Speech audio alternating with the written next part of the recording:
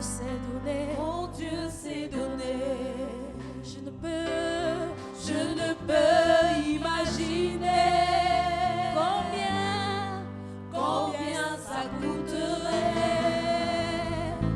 À la croix, il a pris ma place. mon Dieu s'est donné. il a pris ma place, Il a pris ma place. il a pris ma place.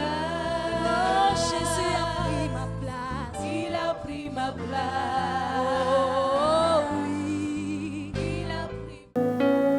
Bonjour bien-aimés.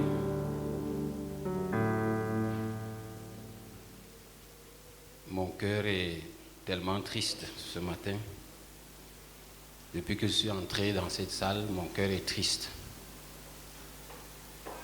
Et mon cœur ne fait que saigner. Je suis depuis un certain temps, en fait, depuis que je suis assis, je ne fais que pleurer, pleurer, pleurer.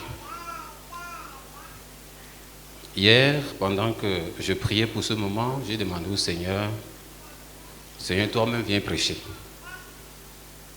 Je ne veux pas prêcher, je vais te prêter ma bouche, je vais te donner mon cerveau, je vais te donner mes membres, mes pieds, tous mes sens, je te les donne, parle à ton peuple. Et depuis que je suis entré dans cette salle, bien dans cette chapelle, la tristesse a envahi mon cœur.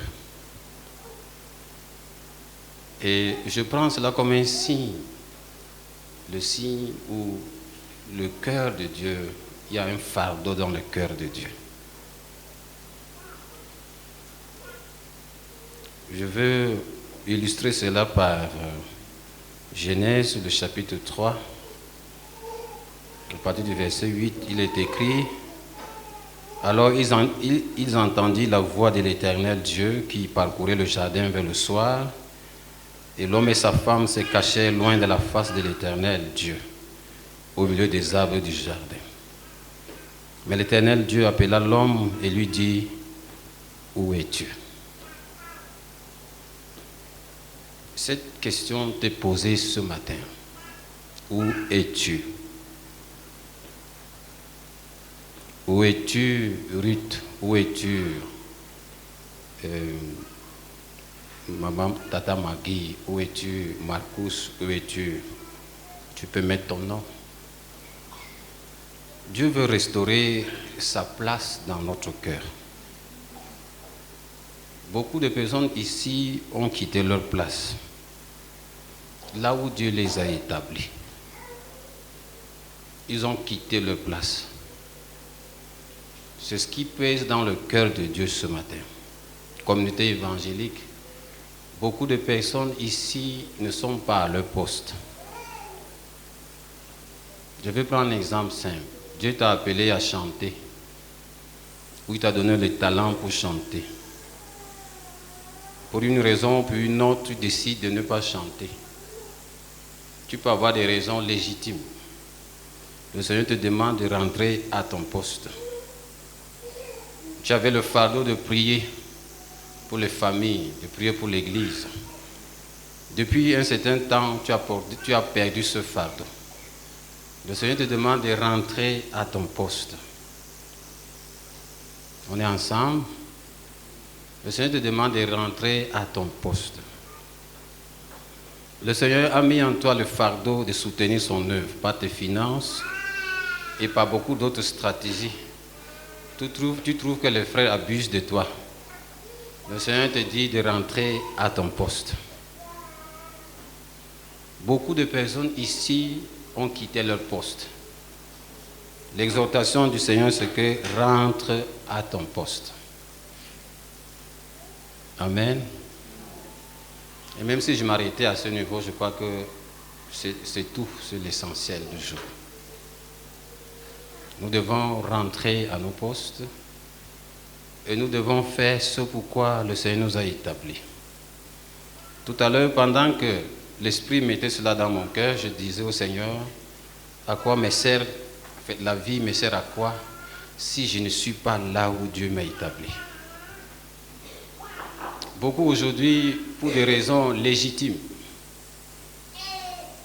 ont perdu la flamme pour le Seigneur, ont perdu le fardeau pour le Seigneur. Beaucoup ici parmi nous. Pour des raisons légitimes. C'est-à-dire, selon la société, c'est légitime. Par exemple, tu as le fardeau dans ton cœur, tu as le souci de faire ta maison, par exemple. C'est légitime, tu dois être dans ta maison. Tu pries pour un certain nombre de choses, pour des bénédictions qui ne viennent pas encore. C'est légitime, ces bénédictions. Peut-être que tu pries pour le mariage, tu pries pour le travail, tu pries pour un certain nombre de choses, ça ne vient pas encore. En réalité, c'est des choses légitimes. Mais si ces choses prennent la place de Dieu, le Seigneur est en train de dire que c'est de l'idolâtrie. Nous devons rentrer à lui. Il veut restaurer sa place dans nos cœurs ce matin. Amen. Alors, le thème, c'est le secret d'une croissance spirituelle stable, tiré de 1 Corinthiens, le chapitre 3. Alors, cela sous-entend qu'il y a aussi des croissances spirituelles qui ne sont pas stables. Alors, avant d'entrer dans le vif du sujet, le Seigneur a encore mis dans mon cœur une parole pour les femmes. Les femmes, s'il vous plaît, écoutez attentivement. S'il y a les femmes dans la salle, écoutez attentivement. Vous êtes une jeune fille ou une femme mariée, peu importe. Ce message te concerne particulièrement. Je vais lire 2 à 3 passages. Le premier, c'est dans Genèse 3, 17. Il est écrit, il dit à l'homme, puisque tu as écouté ta femme et mangé du fruit au sujet duquel je t'avais donné cet ordre, tu ne mangeras pas. Le sol est maudit à cause de toi. C'est avec peine que tu en tireras ta nourriture tout le jour de ta vie. Deuxième passage, dans Genèse 16, 2, Sarai dit à Abraham, voici que l'Éternel m'a rendu stérile et des relations avec ma servante. Peut-être aurais-je par elle des enfants. Abraham écouta Sarai. Troisième passage, ça parle de la résurrection, le jour du dimanche où je ne veux pas lire parce que c'est un peu long. Marie de Magdala et l'autre Marie qui sont allés au tombeau pour aller voir le corps de Jésus et ils ont trouvé que Jésus était déjà ressuscité. Ils sont allés annoncer cela aux disciples pendant que ces derniers ne se sont pas gênés. Alors, ce qui m'intéresse dans ce passage, ce n'est pas tant les actes que ces femmes ont posés, puisque quand vous prenez le cas d'Ève, elle a donné le fruit défendu à son mari. Dieu dit, comme tu as écouté la voix de ta femme. Quand Dieu lui dit ça, c'est parce que Dieu lui avait d'abord dit avant. Il avait d'abord écouté la voix de Dieu, et puis il est venu écouter celle de sa femme. C'est la même chose avec Abraham. Il avait d'abord écouté la voix de Dieu, puis il est venu écouter celle de Sarai. Et le cas de Marie de Magdala et l'autre Marie m'intéresse parce que pendant que tous les hommes, les autres disciples étaient peut-être s'affairer à autre chose, étaient occupés à autre chose, c'est les femmes qui partent le matin, dimanche, pour aller voir le corps, et c'est elles qui apprennent la première nouvelle concernant la résurrection de Jésus et partent l'annoncer aux disciples. À travers ces 3 passages, le Seigneur m'a amené à comprendre que les femmes ont une grande capacité. C'est-à-dire, les femmes ont une forte influence. Elles ont un effet inducteur. Les femmes ont une forte capacité d'influencer leur environnement, d'influencer leur foyer, d'influencer, je ne sais pas, les décisions, d'influencer le cours des événements. Alors, il se trouve que, au sein de la communauté évangélique, le Seigneur veut se servir des femmes. Il veut utiliser cette influence pour provoquer le réveil dans nos foyers. Et aussi dans la société. S'il y a le réveil dans nos foyers, ça va sortir pour embraser la société. vous avez une lourde responsabilité, celle de rester à votre poste et de faire usage de cette capacité que Dieu vous a donnée. Et la direction que le Seigneur, ou du moins sur l'orientation que le Seigneur a mise dans mon cœur, c'est pas la prière. On ne vous demande pas d'aller labourer, on ne vous demande pas d'aller vendre, on vous demande de prier. De prier. Et si vous le faites, ça va déclencher quelque chose dans vos foyers. Et cette chose marchera pour atteindre la société. Amen. Est-ce que les femmes ont compris le message du Seigneur? Un autre conseil que je vais vous donner, c'est que les femmes ont tendance à regarder leur mari, en fait leurs époux, juste comme un mari, un homme ordinaire. Cet homme qui ne lui a pas acheté le pain, cet homme qui ne l'aime pas, qui ne lui donne pas, qui n'est pas trop romantique. Elles se font souvent piéger par ces choses et l'ennemi en profite pour les aveugler. Le conseil que je vous donne ce matin, femmes, dames, vous qui êtes déjà dans le foyer et vous qui aspirez au mariage, puisque bientôt vous serez mariés, parce que selon les thermomètres spirituels, si j'ai bien compris, c'est qu'on va prier pour les célibataires et ça va bientôt cesser, il n'y aura pas de célibataires ici. Alors, comme il n'y a pas de femmes stériles à la communauté, il n'y aura pas aussi de femmes célibataires. Si tu crois, c'est ce que le Seigneur va faire. Tout sera fait selon ta foi. Je ne veux pas crier, je veux dire les choses de Dieu simplement comme ça. Dieu n'est pas toujours dans le bruit, il n'est pas dans le feu, il est dans le calme. On est ensemble? Il est dans le calme. Alors, femmes, saisissez la main de Dieu qui est tendue vers vous. Faites votre travail. Même si le mari n'est pas celui que tu attendais, en termes de romantisme, en termes d'un certain nombre de choses, il ne t'amène pas manger le poisson brisé. Alors ça, c'est déjà l'un des secrets pour une vie de croissance stable, la prière. Notre texte, c'est 1 Corinthiens, le chapitre 3. Si notre fils Josué peut nous projeter cela, je vais lire. Je crois que je ne vais pas durer, ça sera juste peut-être 2 ou 3 conseils que je vais ajouter. Puis je vais descendre. 1 Corinthiens, chapitre 3. Je vais lire à partir d'ici. Pour moi, frère, ce n'est pas spirituel que j'ai pu vous parler, mais comme à des hommes charnels, comme à des enfants en Christ. Je vous ai donné du lait, non de la nourriture solide, car vous ne pouvez pas la supporter, et vous ne le pouvez pas, même à présent, parce que vous êtes encore charnels. En effet, puisqu'il y a parmi vous de la jalousie et des disputes, n'êtes-vous pas charnels et ne cherchez-vous pas selon l'homme, ne marchez-vous pas selon l'homme? Quand l'un dit « je suis de Paul » et un autre « moi d'Apollos », n'êtes-vous pas des hommes? Qu'est-ce donc qu'Apollos et qu'est-ce que Paul?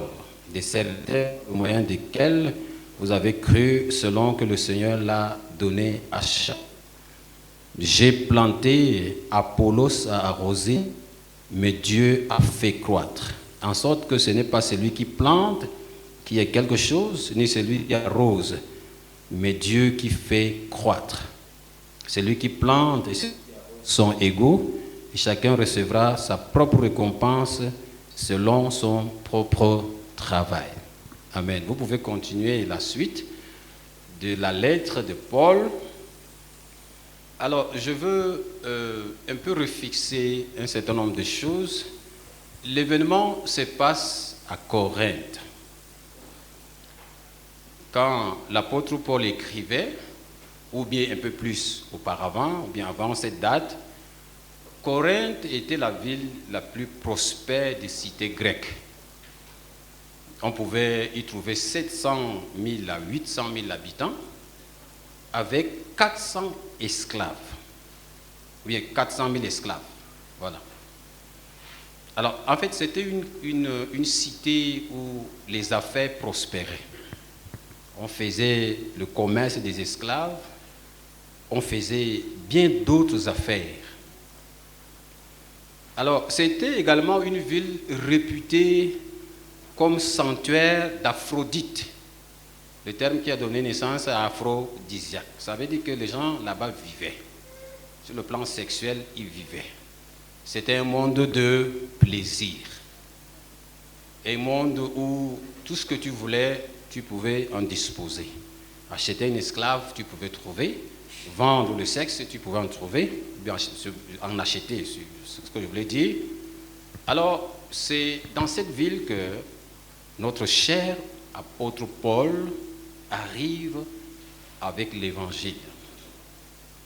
Alors, donc Paul arrive pour la première fois dans la ville de Corinthe vers la fin des années 50 de notre ère, c'est-à-dire après Jésus-Christ. Alors, il y arrive après son insuccès, c'est-à-dire après avoir échoué, disons ça comme ça, dans la ville d'Athènes.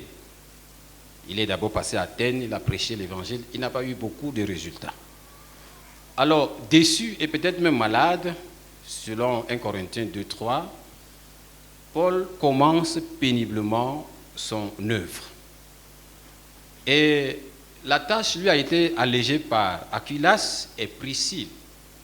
Nous trouvons ça dans Actes 18, le verset 1. Aquilas et Priscille, c'était un couple juif, faiseur des tentes comme Paul.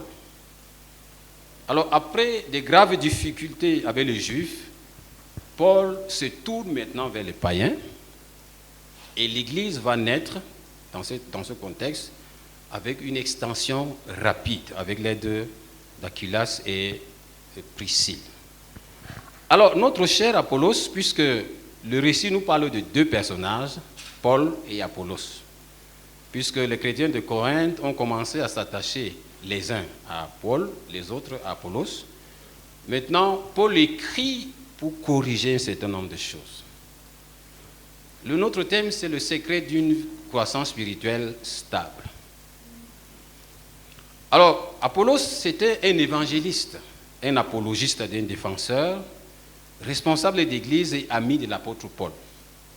Il était un juif d'Alexandrie, c'est-à-dire en Égypte, décrit comme éloquent et versé dans les Écritures.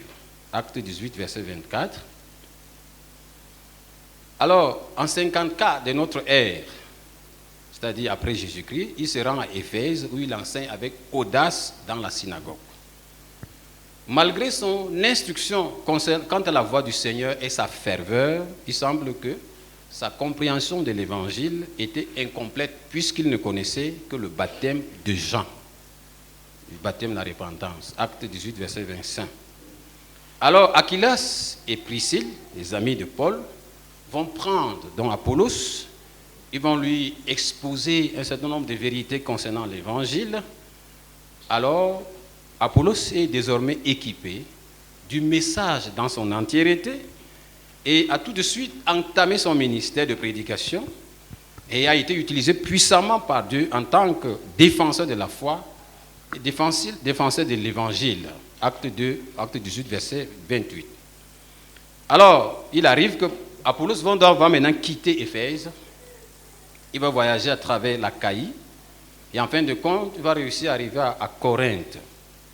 Acte 19, verset 1. Et c'est là où il va commencer à arroser ce que Paul a planté. 1 Corinthiens 3, 6. Alors, bien aimé, voilà un peu le contexte dans lequel notre cher Paul, l'apôtre, écrit aux chrétiens de Corinthe à cause de leur attitude. Il se trouve que notre cher Apollos était très éloquent, tellement audacieux.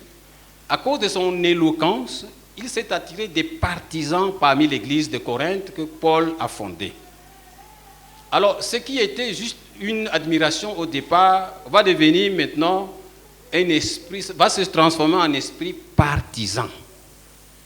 Une faction va se former à Corinthe, laquelle considère Apollos comme mentor spirituel à l'exclusion de Paul. C'est la raison pour laquelle Paul écrit en disant ceci, c'est la raison pour laquelle il écrit, quand l'un dit « moi je suis de Paul » et l'autre « moi d'Apollos », n'êtes-vous pas des hommes? Alors, Paul s'attaque à cette attitude pour dire qu'en réalité, s'il y a une personne à laquelle vous devez vous attacher, c'est celui qui fait croître. Voilà le cœur de mon message. S'il y a une personne à laquelle nous devons nous attacher, c'est la personne qui fait croître. La personne qui amène à la maturité. C'est lui qui conduit à la maturité. Paul précise que lui, son travail s'est limité tout simplement à poser, ou son travail s'est limité à poser le fondement. Justement, dans ce contexte, il a posé le fondement. À Corinthe, c'était lui le premier à prêcher l'évangile. C'est lui qui a posé le fondement de l'évangile dans la ville de Corinthe. Apollos arrive, il arrose ce que Paul a planté, il a sémé. Alors, à cause donc de son éloquence, n'oubliez pas que Corinthe, quand on parlait de la cité grecque, c'est un environnement de raisonnement, un environnement de philosophie, un environnement de concept. Tu as un nouveau concept, tu dois venir le présenter, tu dois venir le dérouler, tu dois venir expliquer. C'est la science, c'est un monde de science, un monde de sagesse, l'amour de la sagesse. Alors, l'occasion s'y prête justement parce que Apollos était éloquent. Et c'est ce que les Grecs ils aiment. Ils aiment ça. L'éloquence, l'audace, c'est-à-dire le raisonnement, la méthode. Donc, ils ont trouvé quelqu'un qui répondait à leurs aspirations. Et du coup, ils se sont attachés à lui.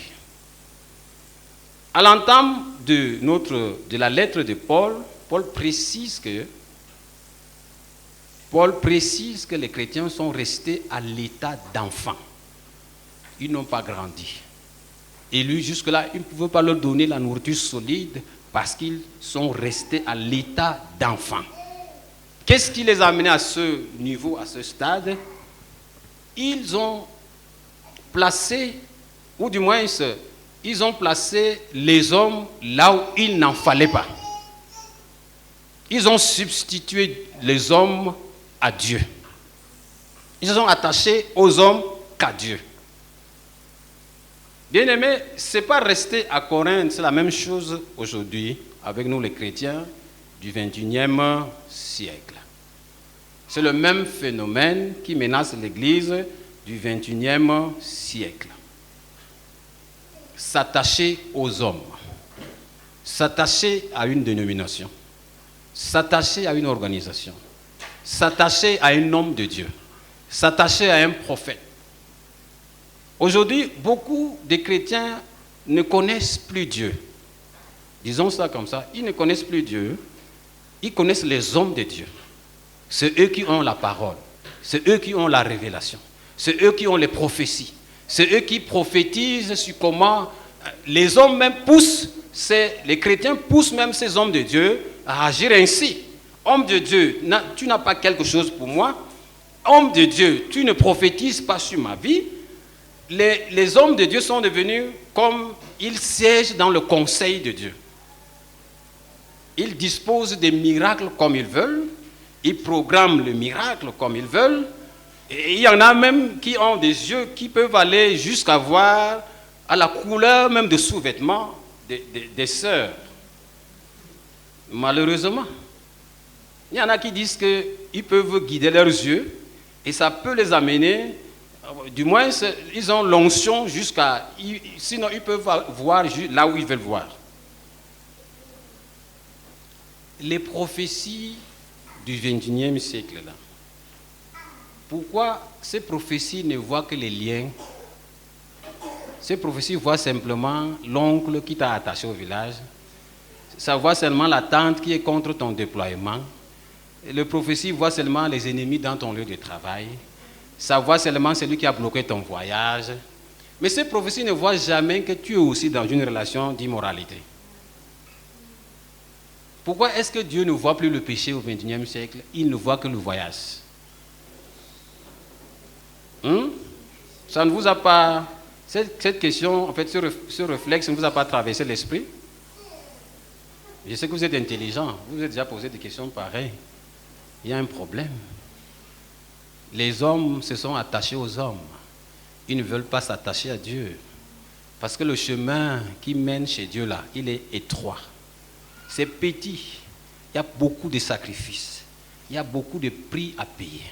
Tu ne peux pas te mouvoir comme tu veux. Tu ne peux pas manger comme tu veux. Tu ne peux pas dormir comme tu veux. Tu es en train de dormir, l'esprit te réveille pour dire qu'il intercède. Alors que le chemin large, tu prends de l'air, tu pars à gauche, tu pars à droite, c'est large, c'est spacieux. C'est le chemin que beaucoup de personnes empruntent aujourd'hui. Bien-aimés, attachons-nous au Seigneur. Les temps sont mauvais. C'est lui qui va te donner de grandir, d'atteindre la maturité. C'est ce qu'on a écrit sur la communauté, les hommes fous et les femmes folles. Quand tu atteins la maturité, ce que tu fais dans la logique des humains, c'est de la folie. C'est tout à fait normal. Parce que la conversation entre Jésus et Nicodème fait état de ce que celui qui est né de l'esprit, en réalité, il est insaisissable. Quand tu es né de l'esprit, ton origine maintenant, elle est divine. Tu ne fais plus les choses comme la logique voudrait. Jésus dit à Nicodème que tu es docteur de la loi, mais tu ne comprends pas ces choses comment. Il ne s'agit pas d'une naissance physique. La naissance dont je parle, elle est dirigée par la parole et l'esprit. Les deux ensemble accouchent l'être spirituel. Lorsque tu es né spirituellement, comme tu es comme le vent, parce que l'esprit, c'est pneuma, en grec, pneuma, le vent. Et en grec, en hébreu, c'est roua, le vent, le souffle. Celui qui est né de l'esprit marche au gré de l'esprit, au gré du vent. Le vent le transporte. Jésus donc matérialise ça par, justement, il dit que le vent souffle et tu en entends, non? Tu vois et tu entends. Tu ne sais d'où il vient, tu ne sais où il va. Et il précise, il conclut en disant, ainsi, il explique, donc, ainsi en est celui qui est né de l'esprit. Les hommes fous et les femmes folles, c'est le niveau de maturité. Bien-aimé, pour atteindre ce niveau, comme notre passage le recommande, nous ne devons pas aller vers les hommes. Les hommes ne sont que des intendants. Paul précise très bien, ils ne sont que des intendants, ils ne sont que des gestionnaires des grâces, des faveurs que Dieu veut déployer dans les vies des gens. Nous devons garder la loyauté envers les hommes, c'est tout à fait normal et logique. Mais ce que je suis en train de dire, c'est que les hommes ne devraient pas disposer des grâces de Dieu comme si c'était leur propre bien. Ils ne sont que des intendants, des gestionnaires. Et Dieu dit qu'à travers la bouche de Paul, que si nous voulons atteindre la maturité, pour ne pas ressembler aux chrétiens de Corinthe qui sont toujours restés à l'état d'enfants, nous ne devons pas aller vers les hommes, même comme ils sont intendants des grâces et des faveurs de Dieu. Nous devons tous juste les considérer comme des serviteurs. Et la voie par excellence qui nous conduira à la maturité, c'est Dieu lui-même. Amen. C'est Dieu lui-même. Quand tu vas t'attacher à Dieu, il t'enverra des hommes et des femmes qui vont déployer, qui vont déclencher des choses dans vos vies. Il te mettra dans des situations où toi-même tu vas apprendre. Il mettra sur ton chemin des personnes qui vont te dire, on ne fait pas comme ça, on ne fait pas comme ceci.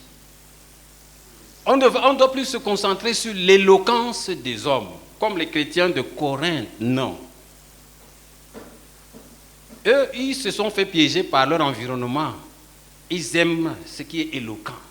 Et aujourd'hui aussi, au XXIe siècle, c'est la même chose. Les hommes aiment des prédicateurs qui touchent leurs émotions. C'est vrai que Dieu utilise aussi nos émotions. Mais bien aimé, quelqu'un peut toucher ton émotion, mais tant que ça ne vient pas de Dieu, ça va toujours demeurer stérile.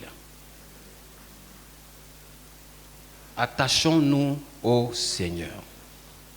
c'est lui seul qui sait comment il fait pour que tu grandisses. C'est lui qui fera que tu grandisses, que tu atteignes la maturité. C'est Dieu.